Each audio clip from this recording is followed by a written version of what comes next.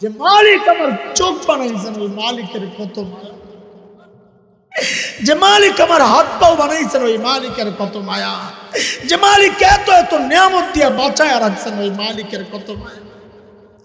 ওই মালিকের নাফরমানি আর কত কাল চলবে বলে? এরে যুবক ভাই, আমার আর বোঝানোর সামর্থ্য নাই, সর্বোচ্চ দিয়াই বলছি।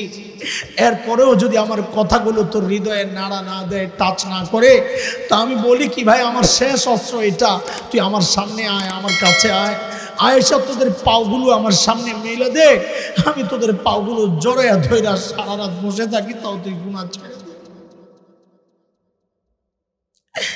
বাবা গুনাহ ছেড়ে দে,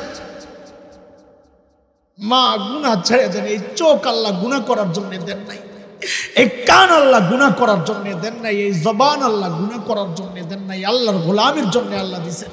আরে মালিক এত ভালোবাসবেন না কেন?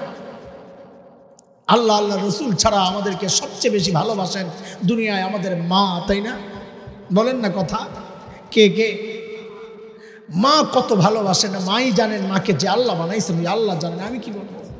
তবে কোরআন হাদিস থেকে, ওলামায়ে কেরামের বের করা মাসআলা থেকে কিছু অনুমান তো করতে পারি।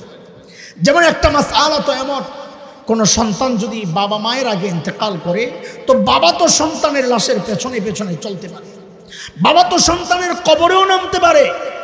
বলে কেন, বাবার কলিজায় মায়া নাই? বলে আছে, বাবাও চিৎকার করে করে কাঁদবে, কিন্তু বাবাকে আল্লাহ ওই শক্তি দিয়েছেন, সন্তানকে দাফন করে বাবা উপরে উঠতে পারবে। কিন্তু কোনো মায়ের জন্য সন্তানের লাশের পেছনে চলা চলবে না, কোনো মায়ের জন্য সন্তানের কবরে নামা চলবে না। কেন? দুনিয়ায় এমন কোনো মা নাই যে সন্তানকে দাফন করার জন্য সন্তানের কবরে নামবে, সন্তানকে দাফন করে পাগল নিয়ে আবার সুস্থ অবস্থায় উপরে উঠবে, এমন কোনো মা নাই। নিজেও লাশ হয়ে সন্তানের সাথে শুয়ে পড়বে। ও দোস্ত, একটু বুঝে শুনে বলেন, মার কলিজায় যে এত মায়া কেন? মা আমার চোখ বানাইছিলেন, আমার কান বানাইছে, নাক বানাইছে, মুখ বানাইছে, আরে হাত পাও বানাইছে, কিচ্ছু বানাইছে না? কিচ্ছু বানান নাই।